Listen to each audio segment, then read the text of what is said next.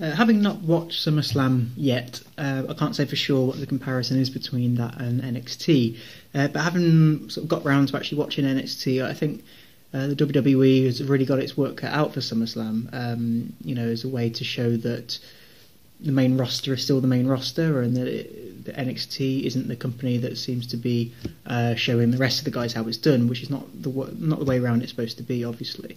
But I thought this was a really good show. I was really impressed with it. From top to bottom, I think we had some great matches in there.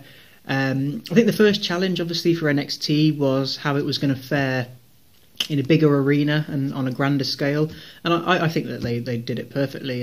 None of the wrestlers seemed to be overwhelmed by the occasion. Nobody seemed nervous. There were very few botches that I could see. I can't remember anything happening that obviously wasn't supposed to happen.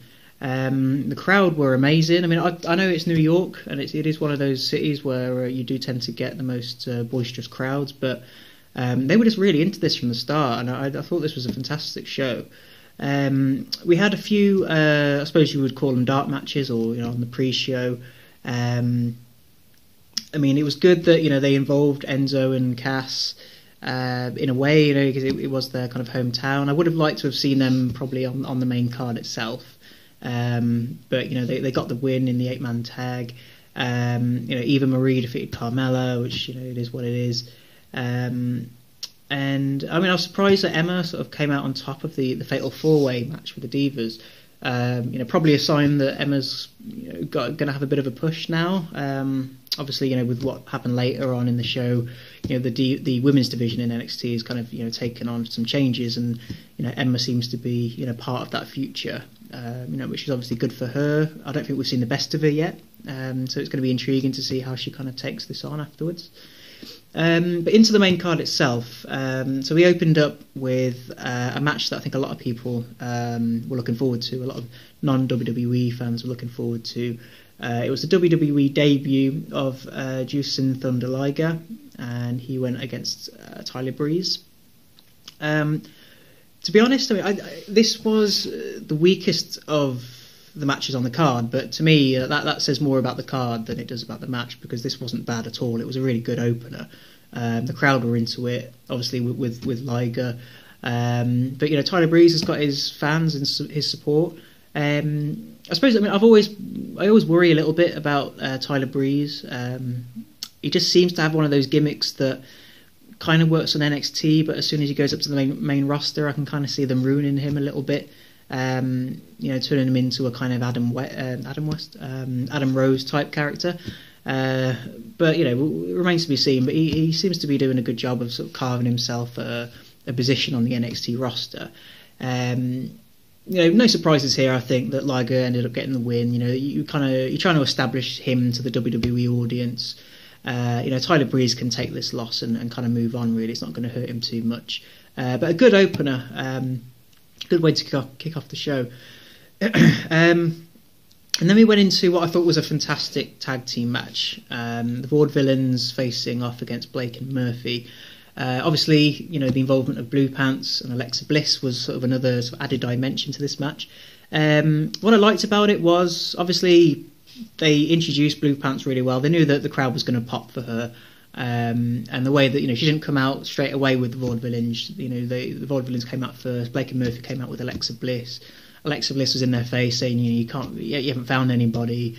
It was a good storyline, I think, building up to this. The dynamics of the Vaudevillains being the chivalrous gentleman who would never put a hand on a woman. And Alexa Bliss kind of knowing that and then using that to kind of manipulate the situation. But then Blue Pants obviously introduced to kind of negate the threat that Alexa Bliss has. What I liked about it was that there was the involvement of the two women wasn't overdone. The match was still predominantly about the tag teams. And then obviously that there was a little bit at the end that everybody was kind of expecting, for Blue Pants to get one over on Alexa Bliss. And I think this was the right opportunity to give the Vaudevillains the titles, in my opinion. To be honest, this was the first show where I'd really got into the Vaudevillains and kind of started to understand what they're about a little bit. Before they were kind of there, and I guess I was a bit worried about where their future was going to go. But after watching this show, I can see them on the main roster. I think that, I think they can do something with them. Yeah, really good stuff. Again, really good match. I suppose this is an example of how NXT just seems to be a bit more on the ball than the main roster in WWE at the moment. The first match featured someone like Tyler Breeze, and then you had the Vaudevillains. It's kind of two examples of NXT kind of showing their cultural relevance a little bit. Tyler Breeze, the narcissistic, self-obsessed guy who's always on his phone taking selfies. Everybody knows somebody like that. And then the Vaudevillains kind of seem to be that kind of hipsterish caricatures. They mentioned Williamsburg a few times, and the hipsters that hang around there, and that they could picture the Vaudevillains sort of in that group, and everybody kind of knows somebody like that. I've been described as a hipster myself, believe it or not. But yeah, just two examples of good character development. Establishing some good characters that people can get on board with in this day and age. So a really good start to the show. I was really up for it at this point.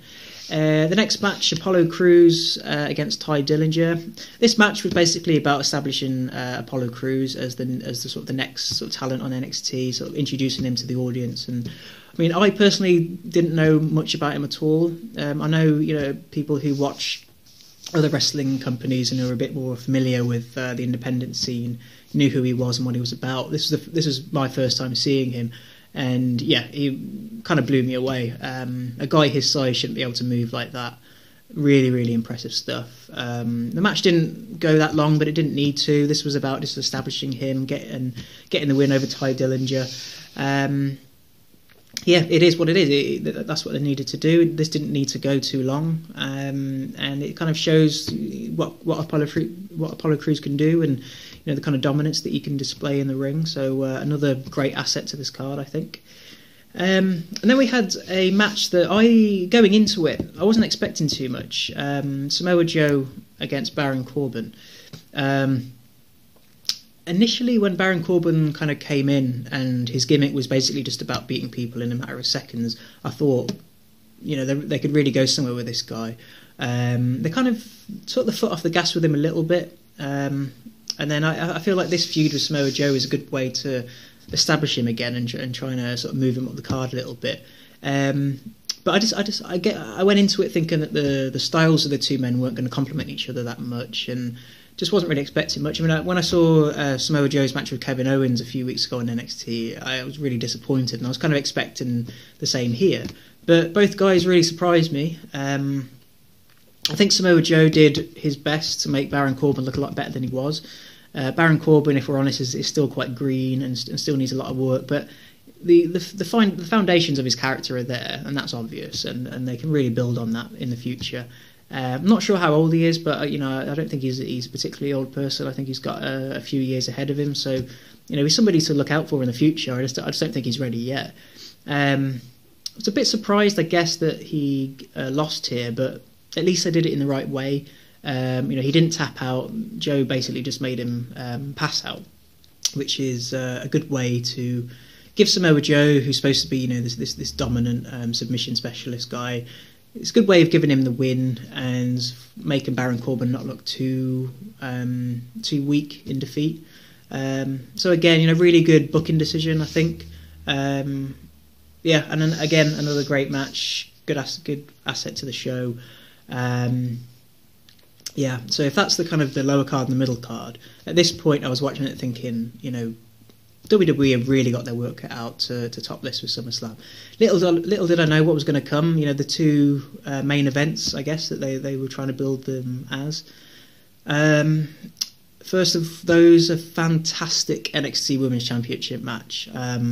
This kind of had me on the edge of my seat for the whole time. Bayley versus Sasha Banks. I guess we knew what was going to happen. Sasha Banks becoming a regular feature on Raw and SmackDown now.